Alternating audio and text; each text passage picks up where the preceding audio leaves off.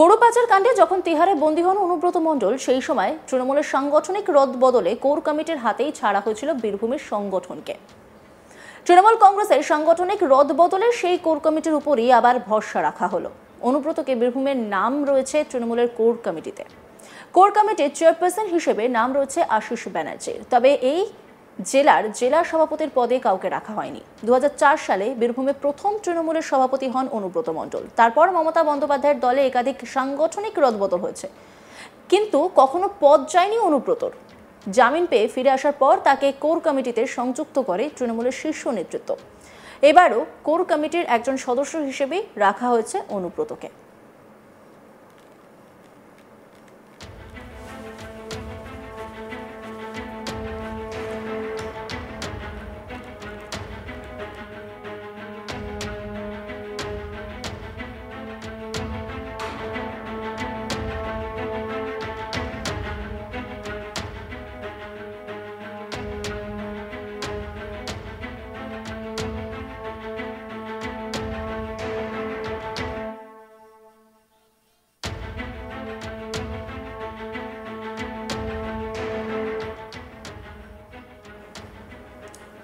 জেলা পরিষদের সভাধিপতি কাজল শেখ তিনি কি বলছেন শোনাব আপনাদের।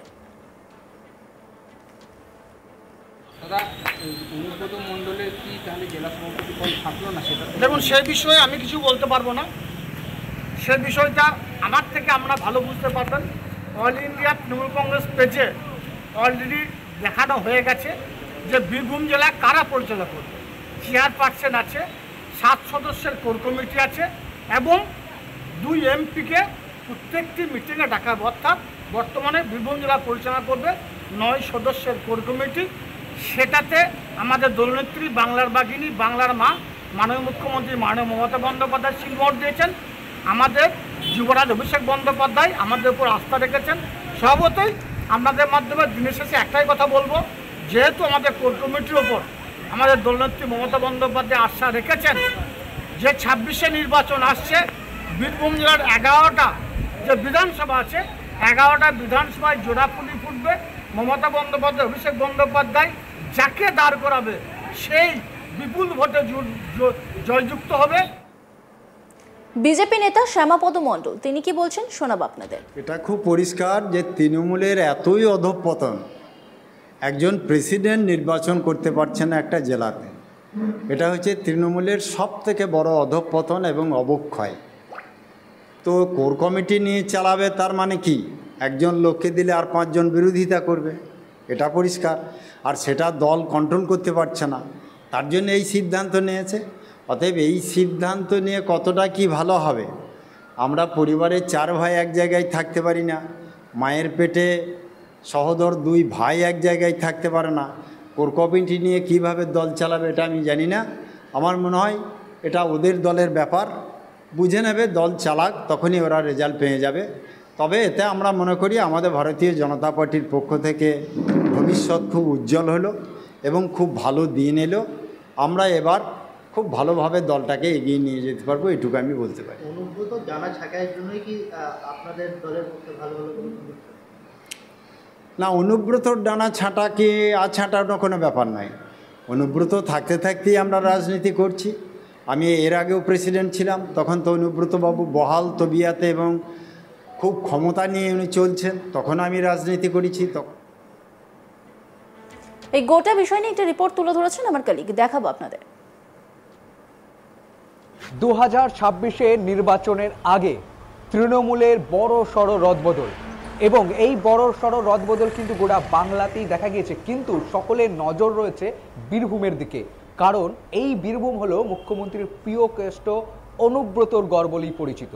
2004 সালে অনুব্রত মণ্ডলের তৃণমূলের ডিস্ট্রিক্ট প্রেসিডেন্ট হয়েছিলেন। তারপর থেকে তিনিই কিন্তু এই পদে বহাল থেকেছেন। তবে পরবর্তীতে দেখা গিয়েছে ইডি সিবিআইয়ের হাতে গ্রেপ্তার হওয়ার পর থেকে সেই পদে কিন্তু অন্য কাউকে আর দেওয়া হয়নি। সেই পদ মূলত শূন্যই ছিল বলা যেতে পারে। সেই সময় দেখা গিয়েছে মুখ্যমন্ত্রী নির্বাচন যে প্রক্রিয়া চলছিল, ঠিক তার আগেই তড়িঘড়ি নিয়ে মুখ্যমন্ত্রী বীরভূমের একটি কোর কমিটি করেন। আর সেই কোর কমিটিতে যখন 7 জনের যে সদস্য ছিল তাদের বেশিরভাগই দেখা গেছিল অনুব্রত ঘনিষ্ঠ এমপি এমএলএরাই কিন্তু এই পদে বহাল ছিল, শুধুমাত্র কাজল শেখ কিন্তু ছিল। অন্যদিকে দেখা গিয়েছিল যে মুখ্যমন্ত্রী এই কোর কমিটির দায়িত্বভার কিন্তু নিজেই নিয়েছিলেন, এমনটাই মন্তব্য করেছিলেন বোলপুরের ডাকবাংলো ময়দানের এক মঞ্চ থেকে, যেখানে থেকে মুখ্যমন্ত্রী এই কোর কমিটি করার সিদ্ধান্ত করেছিলেন। সাথে সাথে তিনি এই কোর কমিটির মেন মাথা, তিনি এই মূল কোর কমিটির মূল মাথায় তিনি কিন্তু ছিলেন। শুধুমাত্র পরবর্তীতে দেখা গেল যে জেল মুক্তি হওয়ার পর স্বমহিমায় অনুব্রত মণ্ডল মুখ্যমন্ত্রীর প্রিয় কেষ্ট কিন্তু রাজনীতিতে ফিরেছিল।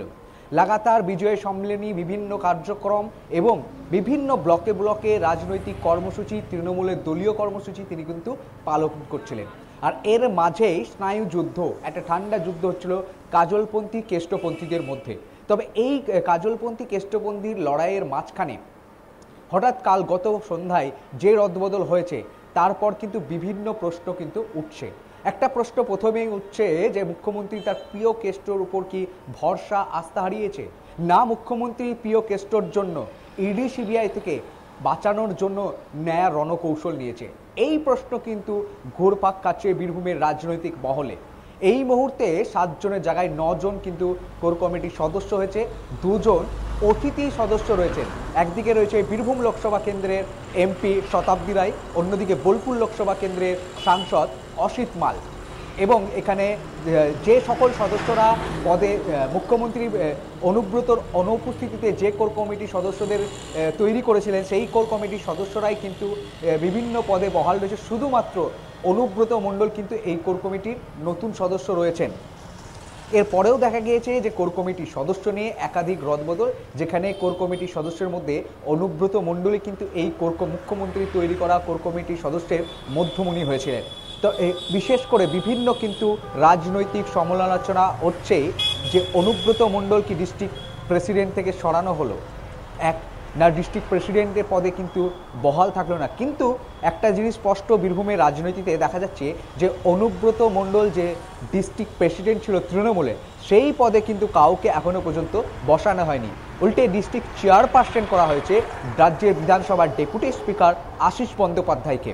তিনি কিন্তু কোর কমিটির সদস্য এবং এই কোর কমিটিতে কিন্তু মুখ্যমন্ত্রী যাদেরকে দেয়া হয়েছিল সেই কোর কমিটির সদস্য রয়েছে, শুধুমাত্র অনুব্রত মণ্ডল কিন্তু জেল থেকে ঘর বাপসি করার পর তিনি কিন্তু এই কোর কমিটির সদস্য হয়েছেন।